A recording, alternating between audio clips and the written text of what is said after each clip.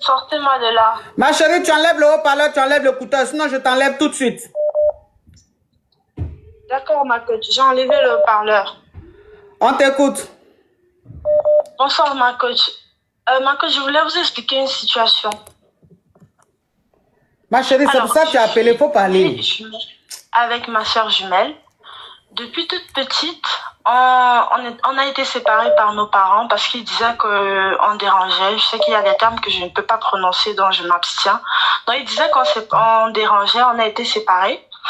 Toutes les deux, on a été envoyées dans 2 villes différentes de notre pays. Donc, on a toutes les deux grandi avec des tantes. Toutes les deux. Jusqu'à ce qu'on ait 23, 24 ans, on s'est revus quand j'étais à l'université. De nous deux, je tiens à préciser que de nous deux, j'étais celle qui a vite pris son indépendance. Je vivais chez moi et tout. Elle vivait encore à la maison parce qu'elle était tout le temps malade et on ne voulait pas trop la laisser seule.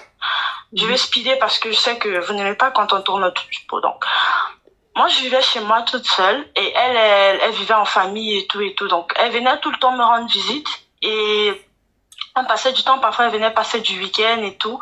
Après, il y a mon meilleur ami à moi qui l'a vu. Il a dit que ma soeur, ta soeur me plaît et tout. J'ai dit, moi je mets pas les gens ensemble. Donc si ma soeur te plaît, le jour que tu vas la voir encore chez moi ou vous allez vous rencontrer quelque part, tu parles avec elle directement. Donc j'ai organisé mon anniversaire quelques temps après. Ma soeur a dit qu'elle n'aime pas organiser les anniversaires, donc elle ne veut pas faire pour elle.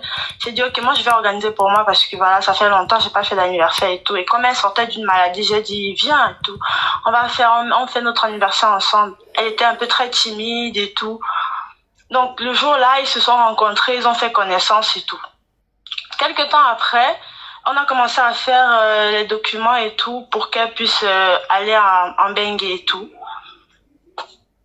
Elle m'a dit que bon, il y a la maman qui est en train de faire ses documents pour qu'elle aille la rejoindre, tout ça. J'ai dit, c'est bien ma soeur, je suis fière, on a fêté, on a célébré. Ça n'a même pas fait 2 mois, elle est venue me dire qu'elle est enceinte. J'ai dit, ok, tu es enceinte. Le gars, qu'est-ce qu'il dit? Elle dit, il est content et tout. Je rencontre mon ami, vu que c'est mon ami, je lui demande, ça se passe comment? Ma soeur m'a dit que elle porte ton enfant, ça se passe comment? Il dit, non, il est content, tu seras la marraine de notre bébé, machin et tout.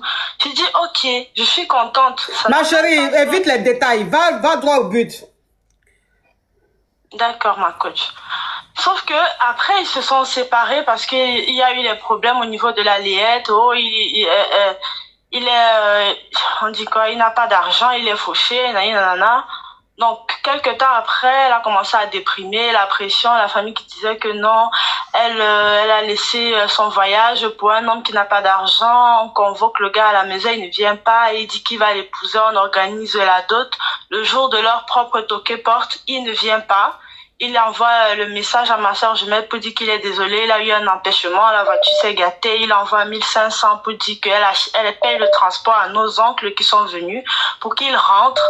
Quelques temps après l'accouchement, elle a dit, je sais pas si c'est comme ça que je dois dire, elle a dit, vu que vous avez dit que j'avais plus droit au but, je vais plus entrer dans les détails, quelques temps après son accouchement, elle a dit, et puis l'enfant est resté. Ta soeur jumelle là? Oui. Ouh. Oui, quelques temps après son accouchement, elle a dit, ça n'a même pas fait 1 mois après son accouchement. Les médecins ont dit qu'on ne sait pas ce qui s'est passé, peut-être c'était la dépression, on ne savait pas, personne, jusqu'aujourd'hui, personne ne sait ce qui s'est passé, elle a dit. Et puis, la dernière journée qu'elle était, on était ensemble, vu qu'elle était venue me rendre visite, je n'avais pas vu son enfant, elle avait accouché dans la ville où elle a grandi, elle a dit qu'elle souhaitait accoucher auprès des parents qui l'ont élevée. Donc, elle est partie là-bas, elle a mis son enfant au monde et puis elle est revenue en ville. 1 mois après, je pense, elle est venue, il y avait une petite réunion de famille et tout. Moi, je lui ai dit, moi, les réunions de famille, j'aime pas. J'aime pas parce que les familles, surtout paternelles, ils sont trop bizarres. Moi, j'aime pas, je pars pas. Elle a dit, non, je veux partir et tout. Elle est partie et puis le lendemain, il y a ma tante qui m'appelle pour me dire, ta soeur est ici chez moi, elle me dit qu'elle se sent pas bien, elle a mal à la tête. Elle dit qu'il faut que tu viennes. J'ai dit, ma soeur qui m'a dit qu'elle venait chez moi, comment elle est encore chez toi au point où elle a mal à la tête? C'est quel mal de tête et tout? J'arrive là-bas. Elle allait bien, on passe la soirée, on mange ensemble. Elle me demande de porter son bébé puisque c'était la première fois. Je porte son bébé, je dis, on parle. Et puis après, elle me dit qu'elle veut s'allonger. Elle se sent un peu faible, elle veut s'allonger. Je dis, ok, je t'accompagne dans la chambre. Elle dit qu'elle veut me parler toute seule. Je l'accompagne dans la chambre, elle commence à s'excuser, elle me dit qu'elle s'excuse, elle sait que c'était mon meilleur ami, machin, tout. Je dis non, il n'y a pas affaire d'amis lorsqu'il s'agit de famille. Tu es ma soeur jumelle, on est nés le même jour, du même ventre. Je peux pas mettre mon ami avant toi, même si c'est mon meilleur ami. Mais ce qu'il t'a fait là, je ne soutiens pas. Elle me dit ok. Et puis elle me demande de passer la nuit là-bas chez ma tante avec elle. Je lui dis non, tu as dit que tu venais chez moi demain.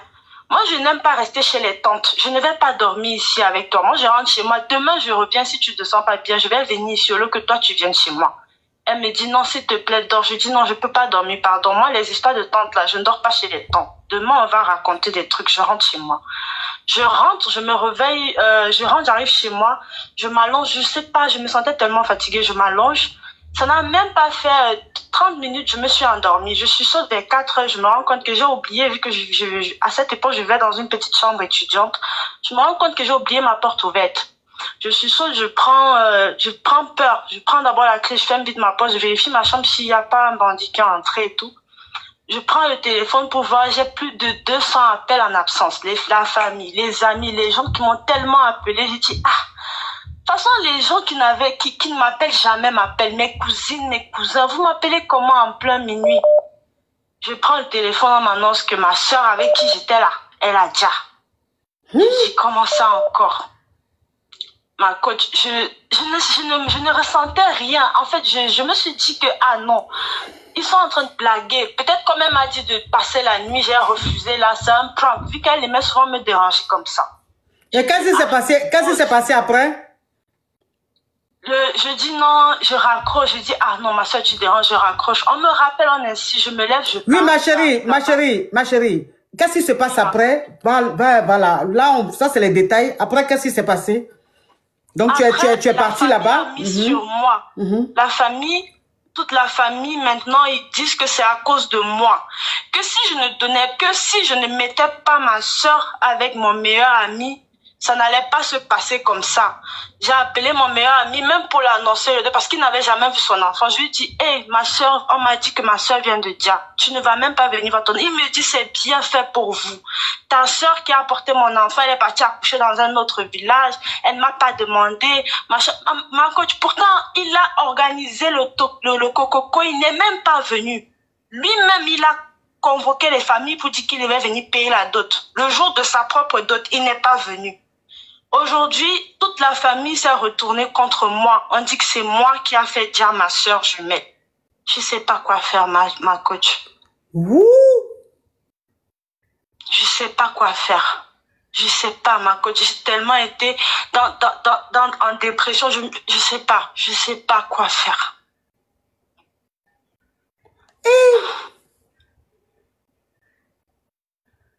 Mais je sais pas, mais c'est bizarre ça.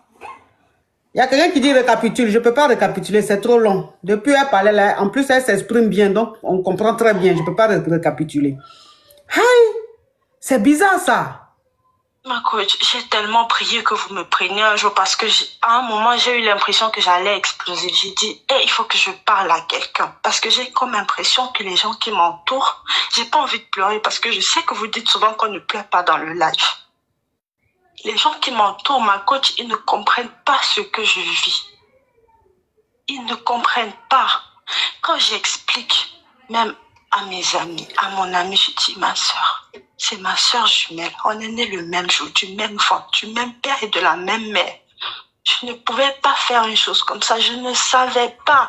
2 personnes se sont vues. Ils ont dit qu'ils veulent fonctionner ensemble. Ma coach, je devais faire quoi? Moi, je devais faire comment? Est-ce que je devais dire à mon meilleur ami, laisse ma soeur, ou je devais dire à ma soeur, ma coach, vous-même, vous savez, quand une femme est amoureuse, qu'est-ce que je te dis, est-ce qu'une femme qui est amoureuse, on peut lui parler? Mais il y a quoi, ma chérie? Ma coach, aujourd'hui, toute la famille, ma coach, je ne peux même pas m'asseoir là où il y a mes tantes. Je ne peux même pas m'asseoir là où il y a mes oncles. Tout le monde me regarde en genre. L'enfant de ma soeur, aujourd'hui, la dernière fois, le jour de notre anniversaire, parce que nous sommes nés en janvier, le jour de notre anniversaire, j'ai même pas pu publier parce que je savais que si je faisais quoi que ce soit, Ça devait réveiller les émotions de la famille. Je n'ai même pas pu me souhaiter à moi-même joyeux anniversaire parce que je savais que si j'essaie, ma coach, aujourd'hui, je vis dans l'ombre de ma soeur. À chaque fois que je prononce seulement bonjour à un oncle de la famille, il va me dire, tu dors bien. Oh. Genre pour me demander si j'ai une conscience tranquille, quoi. Je sais pas si vous... Eh, ma coach, je sais pas. C'est